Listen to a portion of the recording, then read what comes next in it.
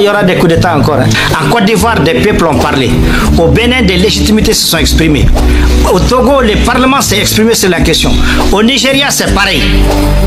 Il y a des officiers qui se sont exprimés pour dire qu'ils ne sont pas d'accord. Mais vous savez, il y a des choses qu'on ne peut pas trahir. On ne peut pas trahir les sangs. Nous, on a tous compris que le mal de l'Afrique, c'est la France et ses alliés. Et je profite pour dire aux États-Unis de sortir de ça, de chercher leurs rapports, leurs relations et leur coopération avec les Africains, indépendamment de la France.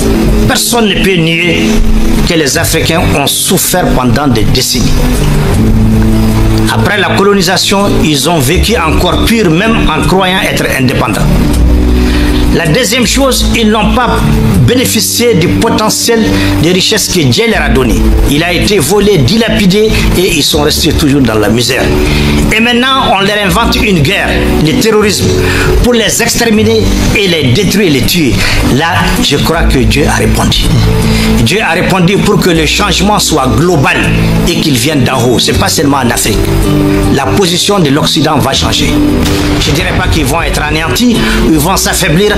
En tout cas, ils n'auront plus d'emprise sur l'Afrique. Parce que l'Afrique, Dieu en a décidé, elle ne sera plus l'Afrique d'avant.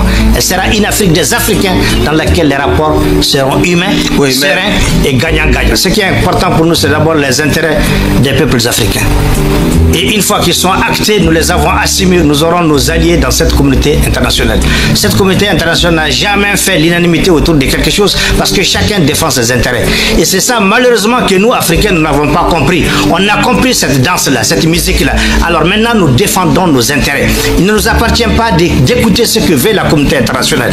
Il nous appartient d'abord de savoir ce que nous voulons, ce que nous pouvons et de l'assumer par nous-mêmes. Lorsque les chefs d'État qui avaient décidé de créer la CEDEAO, je ne peux pas dire qu'ils étaient tous de mauvaise foi. Mais je sais que certains, en créant la CEDEAO, c'était dans un souci de mutualiser nos efforts, d'être complémentaires pour alléger un peu le poids économique sur nos populations. Mais malheureusement, au fil des ans, sans le savoir pour certains et d'autres le savent parce qu'ils étaient en mission, ces instruments CEDEAO, UEMOA qu'on a créés nous-mêmes pour nous aider sont devenus pour nous un problème. On a signé et malheureusement on ne les maîtrise pas. Ils sont devenus des caisses de résonance qui réfléchissent et qui décident au nom des intérêts de la France et des alliés de la France. Malheureusement, c'est ce qui nous a mis en retard. Et maintenant, je crois que ça c'est compris. Partout où vous écoutez les panafricains, qu'ils soient même sénégalais, qui sont aussi les plus durs contre les panafricains, quand vous écoutez les cadres sénégalais, des anciens ministres, vous allez comprendre que les Africains ont compris que la CEDEAO n'est plus une CEDEAO des peuples. Ça fait 10 ans que les terroristes sont en train de tuer leurs enfants, leurs fils. Ça, cette force d'entente, elle était où? C'est maintenant qu'on l'active quand les Nigériens ont pris leur destin en main, quand les Nigériens ont pris conscience que leur uranium il ne bénéficie que de 3%, quand les Nigériens ont pris connaissance que leurs convois sont attaqués parce que tout simplement la France donne les renseignements à l'ennemi, quand les Nigériens ont été témoins par eux-mêmes qu'en arrêtant des convois terroristes, ils trouvent là-dedans des Français, au lieu de les amener dans la capitale, c'est Barkhane qui leur dit non, ne les amenez pas. C'est après tout ça maintenant que les Nigériens, l'armée nigérienne, aujourd'hui panafricaine a pris conscience, prend son destin en main, c'est là que la CEDEAO active une force en attente. Mais c'est honteux. Il n'y aura pas de force en attente puisqu'il n'y en a jamais eu. Pourquoi il n'y en a jamais eu? Elle aurait pu être là quand on en a besoin. Ce n'est pas maintenant que les Africains se sont assumés. Je vous assure, si la CEDEAO met une force en attente aujourd'hui, composée de militaires africains, ils vont se transformer en panafricains, ils vont les déposer. Et même, ils n'iront pas au Niger. Ils vont commencer par eux-mêmes. Ils n'ont qu'à la mettre en place. Ils vont déposer les autres présidents qui alimentent encore cette caisse de résonance. Ils vont les déposer et on va applaudir et les soutenir. Je déconseille à ces chefs d'État de forcer la porte. Ils ne peuvent plus forcer les peuples. Ce n'est pas possible. Les gens se sont déjà exprimés en toute responsabilité. En Côte d'Ivoire, des peuples ont parlé. Au Bénin, des légitimités se sont exprimées. Au Togo, le Parlement s'est exprimé sur la question. Au Nigeria, c'est pareil. Il y a des officiers qui se sont exprimés pour dire qu'ils ne sont pas d'accord. Mais vous savez, il y a des choses qu'on ne peut pas trahir. On ne peut pas trahir les sangs. Vous savez, aujourd'hui, le Mali est une puissance militaire. C'est indéniable. Le Burkina est en train d'emboîter les pas. Le Tchad n'est pas dans cette guerre. La Guinée n'est pas dans cette guerre. L'Algérie n'est pas là-dedans pour des raisons historiques et mémorielles. Et d'autres, j'en passe. Aujourd'hui, c'est des parlements qui commencent à parler. Et l'autre question, c'est que vous savez, il ne faut pas comparer le contexte de maintenant et le contexte de Kadhafi. Vous savez, Kadhafi, d'abord, son premier bourreau a été son peuple lui-même. À cause de son silence, il a été complice. Donc la France seule l'a détruit. L'OTAN est parti les détruire. Si seulement à l'époque le peuple libyen s'était levé comme les Nigériens et les Maliens, je vous assure que Kadhafi ne serait pas tombé. Ça, c'est un aspect. Donc, les peuples aujourd'hui sont mobilisés. La France ne peut rien faire parce que les peuples ne sont plus silencieux. Les peuples ont compris, ils sont mobilisés. Maintenant que les peuples se sont exprimés, le Niger aujourd'hui, le Niger a pris son destin. Donc, la France et ses caisses de résonance ne peuvent pas outrepasser la volonté du peuple qui est dans la rue, jour et nuit pour soutenir son armée. Ils ne peuvent pas aller au-delà de ça. Est-ce que vous voyez? Maintenant, en plus de là, s'ajoute la question maintenant de la subsidiarité. Oui. Comme il y a une relation de CEDEAO, les niveaux supérieurs, l'Union africaine, la CEDEAO. Même si la CEDEAO, entre guillemets, a accepté, déjà, je vous dis qu'au niveau de la l'Union africaine, même si la CEDEAO a accepté, entre guillemets, oui. Vous êtes d'accord avec moi qu'au sein même de cette CEDEAO, il y a beaucoup de voix qui se sont élevées contre une force. Justement. Et l'Union africaine, on a déjà compris qu'ils ne sont pas dans cette dynamique. Aujourd'hui, l'Union africaine ne fonctionne pas comme la CEDEAO. L'Union africaine, il y a des États qui n'ont pas peur de la France, ni de cette CEDEAO. Il y a des États qui se sont libérés dans le sang pour avoir leur dignité. Ils ne vont pas faire ce jeu minable, ils ne vont pas rentrer là-dedans. Donc l'Union africaine, ça ne passera pas. Et même si ça passait à l'Union africaine, il y aura des blocages au Conseil de sécurité.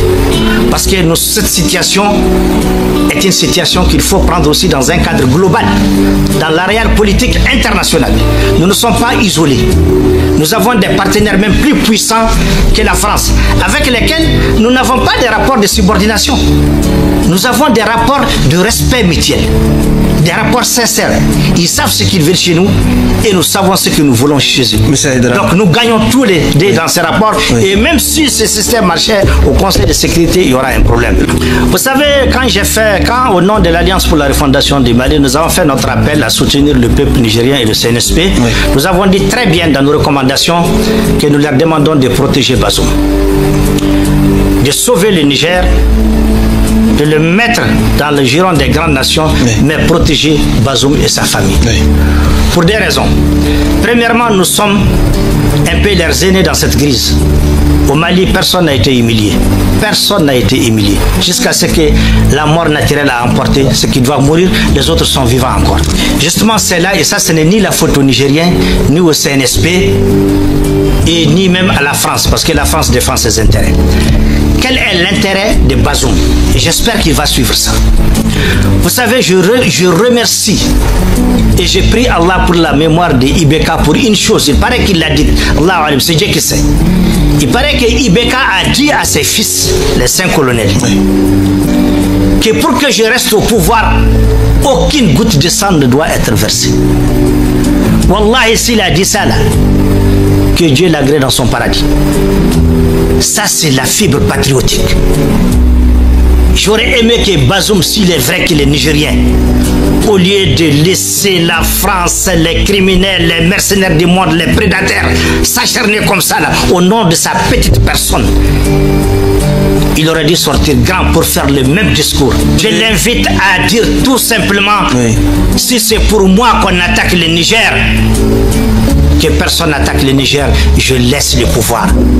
Parce que de toute façon, il l'a laissé déjà. L'agression du Niger nous concerne et nous affectera plus que la libération de Bazoum. Libérer Bazoum ne nous fera aucun effet. Mais agresser le Niger, c'est nous agresser. C'est deux choses différentes. C'est lui qui agresse le Niger, il nous a agressés. Le Niger, vous savez, moi je viens de Gao aussi. Hein. C'est lui qui vous dira qu'il peut faire la différence entre Ayuru et Gao, il a menti. C'est les mêmes peuples, les mêmes communautés. C'est lui qui vous dira également qu'il fera la différence entre les communautés à la frontière du Nigeria et les Nigérians, il a menti. Les Toubou qu'on appelle Ikarada, Nigériens et Tchadiens, là, c'est la même famille. C'est pourquoi j'ai dit, cette intervention ne va pas prospérer. Les Africains aujourd'hui sont éveillés, ils ont compris. Ils ont compris. Et je crois que s'il y a une personne qui a intérêt à changer de fusil d'épaule, c'est la France elle-même. Sinon, elle va quitter la carte des grands. Hein. Et elle était grande parce que l'Afrique était avec elle. Elle était grande parce que l'Afrique l'a défendue et l'a soutenue dans les moments difficiles contre les nazis.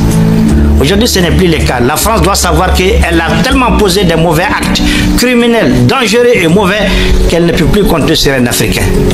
Les visas, d'abord, pour qu'ils donnent ça ici, les Maliens payent beaucoup d'argent pour avoir les visas, sans compter leur réseau de corruption qu'ils ont organisé autour des visas là. Donc, c'est eux qui gagnent là-dedans.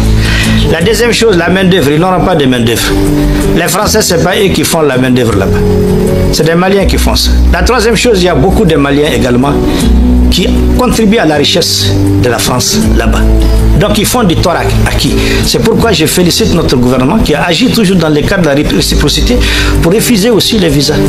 Et j'en profite, si cela est vrai, de féliciter également les autorités nigériennes qui, quand elles ont appris que c'est la France qui dit qu'elle soutient leur ambassadeur à Niger là-bas, ils l'ont remplacé. Et à ma connaissance, il a quitté le bureau.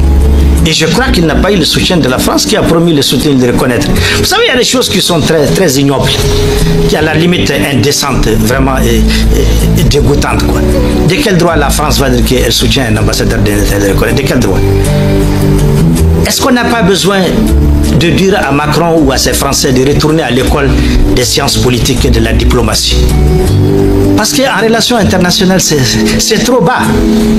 C'est trop bas. Il n'appartient pas à un État souverain de dire à l'ambassadeur d'un État souverain chez lui: tu as mon soutien, je te considère. Ça, c'est des démarches qui sont faites au préalable pour accepter quelqu'un. Le schéma de la Libye ne peut pas prospérer ici. Le schéma de la Libye, vous avez un gouvernement avec deux têtes là, il y a un gouvernement qui est géré par la France, ça ne marchera pas ici. Et j'ai prié que les Libyens en prennent conscience. C'est ridicule et c'est une humiliation pour la CEDEAO. C'est une humiliation pour la CEDEAO que d'accepter Assoumi à un sommet au nom du Niger qu'il ne contrôle pas, qu'il ne maîtrise pas et qui est totalement entre les mains des Nigériens et leur armée. C'est ridicule. Vous savez, c'est la CEDEAO elle-même qui donne les éléments et les arguments de son autodestruction. Il faut que la CEDEAO se libère de Macron. Sinon, il y aura des coups d'État encore. Hein. Ce n'est pas le premier coup d'État qui a eu lieu au Niger. Il y en a eu des coups d'État où Bazoum lui-même a applaudi et félicité et accepté. Et aujourd'hui, les Nigérians ont toutes les raisons de faire un coup d'État. Ils sont en train de perdre le Niger. Sur le plan sécuritaire, économiquement et développement, ils l'ont perdu depuis très longtemps. Quand les médias français sortent dire que le Niger en pleine évolution, en pleine croissance, de quelle évolution, de quelle croissance ils vont parler? Le Niger est en train de s'enfoncer tous les jours dans la misère et dans les trous. Maintenant, ils sont en train d'instrumentaliser, de créer des problèmes ethniques. Il faut qu'ils comprennent que les Touaregs qui sont au Niger sont les mêmes qui sont au Mali. Il n'y aura pas de rébellion contre le Niger. Pas plus qu'il n'y aura pas de rébellion contre le Mali. Il faut qu'ils comprennent que ces complots-là, cette façon de semer les désordres dans cet espace qu'ils avaient voulu créer au CRS là, c'est fini aujourd'hui. Nous, on a tous compris que le mal de l'Afrique, c'est la France et ses alliés. Et je profite pour dire aux États-Unis de sortir de ça, de chercher leurs rapports, leurs relations et leur coopération avec les Africains, indépendamment de la France. Ils sont les bienvenus et à la France aussi de réfléchir, échanger de fusil d'épaule si elle veut être considérée par les Africains peut-être dans 10 ans. Parce que même si elle change, ce n'est pas demain qu'elle va avoir la confiance, ni après-demain. Mais si elle décide de changer aujourd'hui, sa façon de regarder l'Afrique, peut-être dans 10 ans, on pourra faire de bonnes choses ensemble.